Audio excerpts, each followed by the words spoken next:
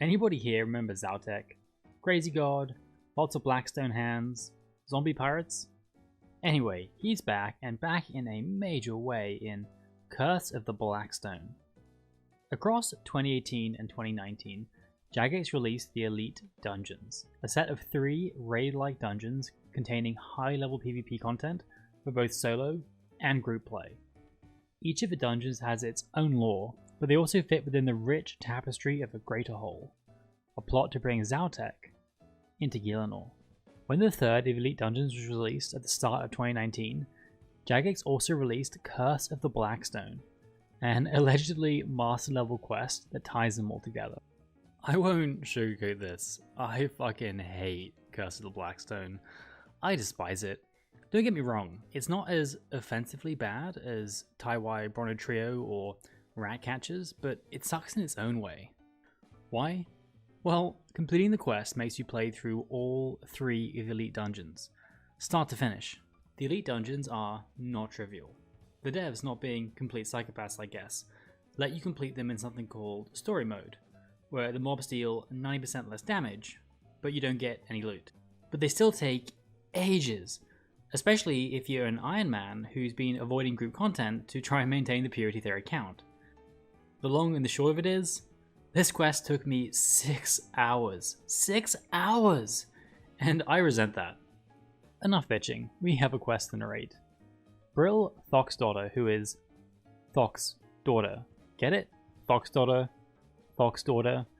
alerts us to a growing evil and sends us off to find someone called the Jade Spider, who apparently has information on this evil. After backpacking around the Ark for a bit, we eventually find her on a not at all creepy island, surrounded by Crassians, and hey, it's our good friend Madam She, who made a cameo in Pieces of Hate. The Jade Spider reveals that this new evil is a dark force known only as the Ambassador, and points you towards the mysterious Temple of Amanishi as a first link. Temple of Amanishi is the first of the 3 Elite Dungeons, so it's time for me to slog my way through this bad boy for the next 2 hours. Okay, this particular fight hurts. I mean, the whole dungeon actually just sucks, but this specific fight really hurts. It's the last fight in the dungeon versus Seiru, a water spirit dragon that's been corrupted by Zaltek, and it takes like half an hour because I suck. It's my second time fighting it too, because the first time I got here, I only had half my food left and was like, yeah, I'll give it a go, and got it like 80% done before I could TP out and come back from scratch. At least Seiru is grateful after we free him from Zaltek's control, and it's a refreshing change not to solve every problem by just murdering everything. We are 2 hours into this quest, and most quests would be winding up by now, but no, not this one. We're just warming up. Literally, because we are back in the Brimhaven dungeons, because obviously the Dragonkin are involved in this somehow. You find Hannibus, who explains that Kerapak gave him the cure for his performance issues, and then just fucked off, and now Hannibus is trying to find him to thank him in person. That's convenient, because I'm also looking for Kerapak, so he can tell me what the fuck is going on here. Turns out Kerapak's been busy rallying the Dragonkin, now that the Stain of Jazz has been destroyed and they're free from its curse. He's still a little bitter about the millennia of indescribable agony that Jazz subjected him to, and he's planning revenge. Sure, that won't cause any problems later.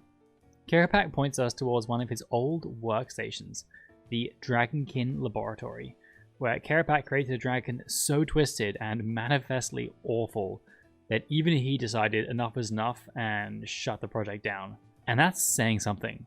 Kerapak has the ethics of a Nazi scientist.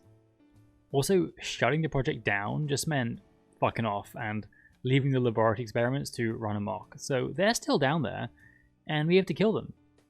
I wonder what these guys have been eating. Is it just loads of adventurers? The particular dragon in question that was so awful, Kerapak was like, I'm out of this, was a Blackstone dragon, who Kerapak created by combining a dragon with Blackstone, the type that Zaltek's hands are made of. It was a bad idea. It went crazy. Here you can see me killing it. We're into hour 4 and we are 2/3 done. absolutely killing it on this quest. Speaking of absolutely killing it, the ambassador turns up and absolutely kills all of Black Lotus's crew. She then flips out, understandably, and leaves to do nothing useful. So who is the ambassador? Well, he's an ex-Dragonkin who's been corrupted by Zautek, and now seeks to bring Zautek fully into this world, and he's doing this in Ulthen Kreith, that same underwater temple we fought Rabbit Jack in. Now, before we follow him, we need to gather some allies. Hannibus pulls a few strings and gets the King Black Dragon to help us, which is actually pretty cool. He also persuades Vindicta to help as well, who it turns out is his daughter? Who saw that coming? Also, Vindicta takes a dig at his height too, so I'm not the only person who noticed that Hannibus is very short. Bosun Higgs, who's our bosun, who I'd forgotten existed, maybe because I don't know what a bosun is, recommends recruiting some Black Knights, so we head off to the Tavily dungeon to speak to Lieutenant Crane. She's happy to help save the world if we can just go check up on her sister, Tessa, who is a potential recruit at the Black Knight Fortress. Long story short, Tessa was a recruit. She got failed because the commander, Commandant Bletchley, is an incel. After failing her, along with all the other female recruits, he cuts out her tongue and makes her his slave.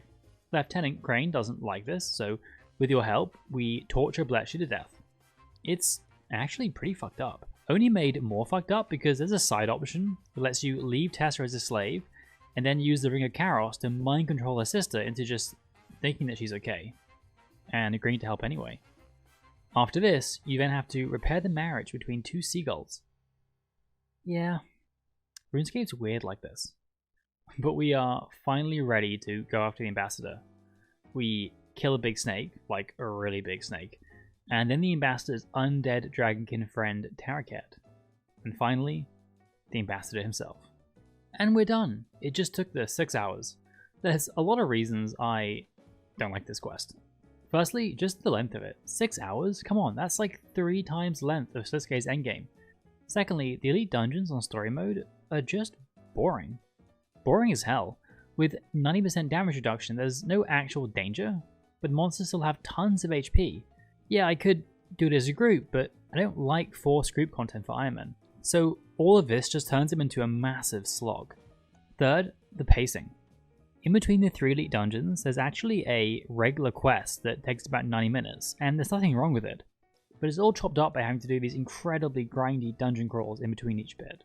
Also, the tone jumps so fast, I get whiplash. I complained about this during Pieces of Hate, but this quest dials it up to 11. The Black Knight subquest with Tessa is maybe the darkest subquest in the entirety of RuneScape. It's certainly close. Then, 10 minutes later, I'm talking to Baron von Koppenploppen, a talking seagull who just shits on people. I get that any game as large as RuneScape will have shifts in tone, but juxtaposing it like this is ridiculous. The rewards are pretty sick though. 3 huge XP lamps, 10% damage reduction in elite dungeons when I'm finally geared up to actually do them, and access to a Scrimshaw Vampirism, which is actually pretty good. Also, 2.5 million GP from May's Quest Caravan. Always welcome. Apologies for both the delay with posting this and the shorter video. It's been a crazy time in the UK over Christmas and New Year with everything that's going on right now, and I've been struggling to find the time to actually put these videos together. But I'll see you next episode with what should be the Quest Cape finale. Stay safe and see you soon.